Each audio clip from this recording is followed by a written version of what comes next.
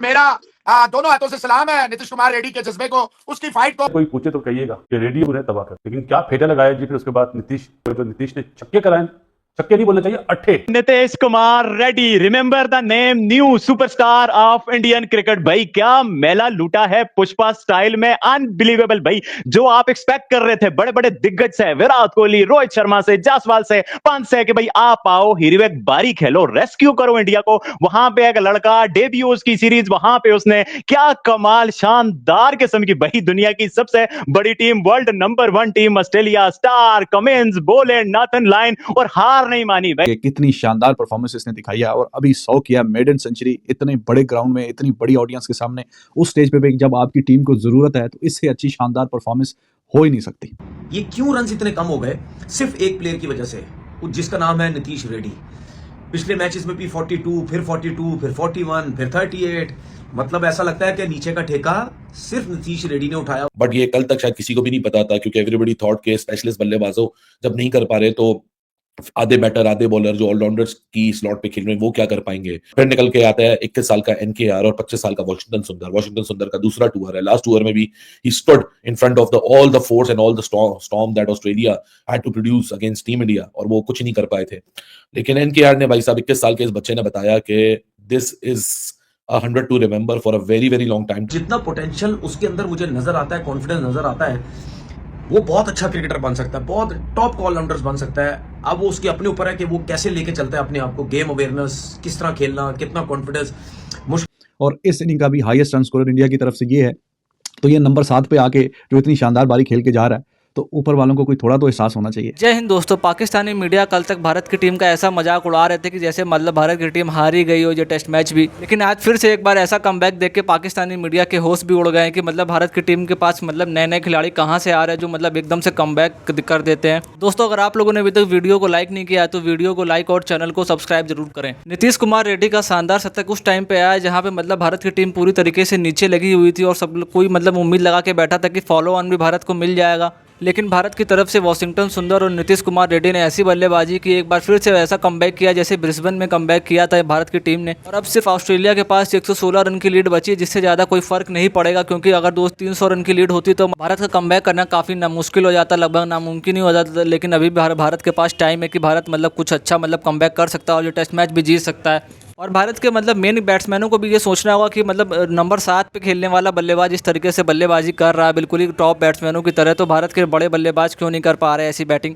जो असल बात है, हार नहीं मानी उस बंदे ने, और क्या कमाल का कैरेक्टर शो करके इंडिया को इस टेस्ट मैच में वापस लाया है। सारा डिटेल से आज जो उसने कारनामा किया है ना भाई, बाकी सबको शर्म आनी चाहिए कि भाई हम क्या आए और ये क्या कर रहे हैं। नए लड़के आके, नए बच्चे आके इतना अच्छा कारनामा कर रहे हैं और हम बेचारे बस ड्रेसिंग रूम में बैठ के उनके लिए तालियां बजाने जो गई हैं और कुछ भी नहीं है। Nitish Reddy now the highest run scorer from India this series. No Virat Kohli, no Sharma, no Jaiswal, कुछ भी नहीं भाई। इस लड़के ने आग लगाई है ऑस्ट्रेलिया को मेलबुर्न में, पुष्पा स्टाइल में झुका के रख दिया ऑस्ट्रेलिया को। और ऑस्ट्रेलिया वाले याद रखेंगे कि भाई ये कितनी मोरल शटरिंग है फॉर ऑस्ट्रेलिया, कितनी मोरल बूस्टिंग है फॉर इंडिया, और किस तरह से इंडिया इस टेस्ट मैच में कमबैक कर लिया है। ऋषभ पंत ने जो आज स्टूपिड शॉट खेली वो दर्शाता है कि भाई हार गए हैं, क्या एफर्ट करें, कुछ भी नहीं है। वहां पे एक लड़का, नौजवान लड़का, डेब्यू उसकी सीरीज, 105 रन की नॉट आउट किस्म की बारी खेल के जो आग लगाई है ऑस्ट्रेलिया में और जो जान डाली है इंडिया में, उफ मजा आ गया बाबर भाई। मतलब कि माउथ वाटरिंग किस्म की है बारी, क्या करेक्टर, क्या क्लास, कोई फॉल्स शॉट नहीं है, प्रॉपर कैलकुलेटेड किस्म की मैच्योर बारी। देखिए मैं इस बारी के बाद ये कहने पे मजबूर हो गया हूं कि this is the end of the past of Indian cricket and a start of future of Indian cricket. ये वो वक्त आ गया है, वो समय आ गया है कि अब भारत का जो माजी है क्रिकेट में उसको बाय बाय करने का वक्त आ गया है, और जो इंडियन फ्यूचर है उसको सपोर्ट करने का वक्त आ गया। इंडियन क्रिकेट का जो फ्यूचर है उसको सपोर्ट करने का वक्त आ गया। और कितनी शानदार परफॉर्मेंस इसने दिखाई है, और अभी 100 किया, मेडन सेंचुरी, इतने बड़े ग्राउंड में, इतनी बड़ी ऑडियंस के सामने, उस स्टेज पे भी जब आपकी टीम को जरूरत है, तो इससे अच्छी शानदार परफॉर्मेंस हो ही नहीं सकती। क्राउड में बार बार कैमरा, जैसे ही उसका 100 हुआ है उससे पहले वो जो मोमेंट्स थे कि कहीं ना कहीं एक विकेट रह गया, पता नहीं अब स्ट्राइक मिलेगी नहीं मिलेगी, और वो सारी मोमेंट और कैमरा पड़ता था। उसका जो फादर है वो क्राउड में मौजूद है, और अपने फादर के सामने जिस तरीके से उसने इतना हिस्टोरिक और शानदार, बेहतरीन, जिसकी जितनी भी तारीफ की जाए कम है, इतना शानदार 100 किया कि वाह, कमाल कर दिया भाई।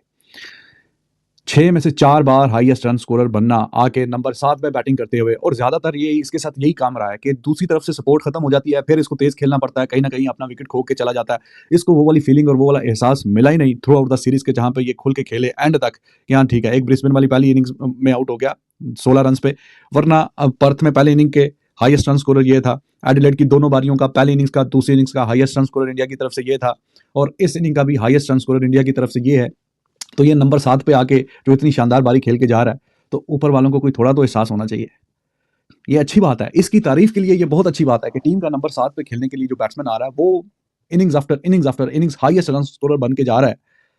लेकिन ये बाकी टीम के लिए अच्छी नहीं है कि उस टीम के ऊपर के जो 6 वाले हैं वो उनके लिए क्वेश्चन उठता है कि भाई why they are not performing well, कि नंबर 7 वाला आके 6 में से 4 बार हाईएस्ट रन स्कोरर बन गया, एक बार 2 बार समझ में आती है, मतलब match after match, innings after innings, यही कहानी है। It shows the brilliance of this guy. ऐसे प्लेयर्स टीम में होने चाहिए जो आपके पास जो बॉलिंग भी करते हो, बैटिंग भी करते हो। नीतीश रेड्डी की मैंने फर्स्ट क्लास की परफॉर्मेंसेस देखी हैं, इतनी एक्स्ट्राऑर्डिनरी परफॉर्मेंसेस नहीं है, जिस तरीके से वो बैटिंग कर रहा है ना, उस हिसाब से अगर आप देखें, बंदा यही समझता है यार क्या परफॉर्मेंस होगी फर्स्ट क्लास क्रिकेट की, और बॉलिंग में भी वो इतनी एक्स्ट्राऑर्डिनरी नहीं है। लेकिन बात ये होती है कि इस किस्म के प्लेयर जब किसी लीग में खेलते हैं, लाइक आईपीएल में जब खेलते हैं, बैटिंग भी करते हैं, बॉलिंग भी करते हैं, उसके बाद कहीं ना कहीं वो ओडीआई से भी खेले, कहीं ना कहीं फिर टीम सिलेक्शन ये सोचती है कि यार ये बैटिंग बॉलिंग करते तो ऐसा प्लेयर बड़ा यूजफुल क्रिकेटर हो सकता है टेस्ट क्रिकेट के लिए भी।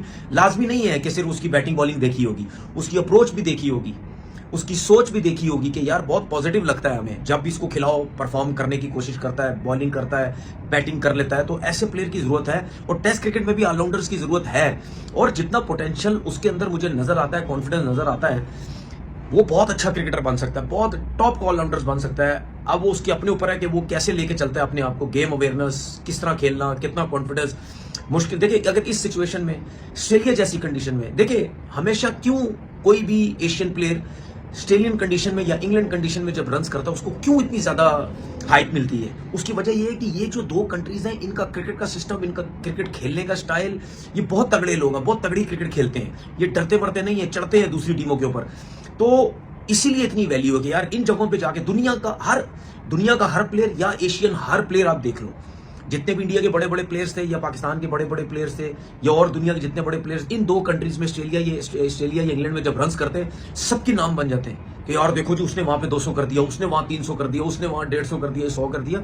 ये इन कंट्रीज की कंडीशन भी एशियन प्लेयर्स के लिए मुश्किल होती है, और वो तगड़ी क्रिकेट खेलते हैं, वो भागते नहीं है, डरते नहीं है, दूसरी टीमों के ऊपर चढ़ के खेलते हैं। बट फिर निकल के आता है 21 साल का एनकेआर और 25 साल का वॉशिंगटन सुंदर का दूसरा टूर है। लास्ट टूर में भी ही stood in front of all the force and all the storm that Australia had to produce against team India, और वो कुछ नहीं कर पाए थे। लेकिन एनकेआर ने, भाई साहब 21 साल के इस बच्चे ने बताया कि this is 100 to remember for a very very long time to come. क्योंकि देखिए महज सेंचुरियां आती हैं, 50 आती हैं, बड़े स्कोर लगते हैं, कभी कहीं परफॉर्मेंस आ जाती है, कभी कहीं आ जाती है, लेकिन वो परफॉर्मेंस हमेशा इतिहास के पन्नों में जाती है, ना कि सिर्फ टीम के लिए बल्कि इंडिविजुअल के लिए भी।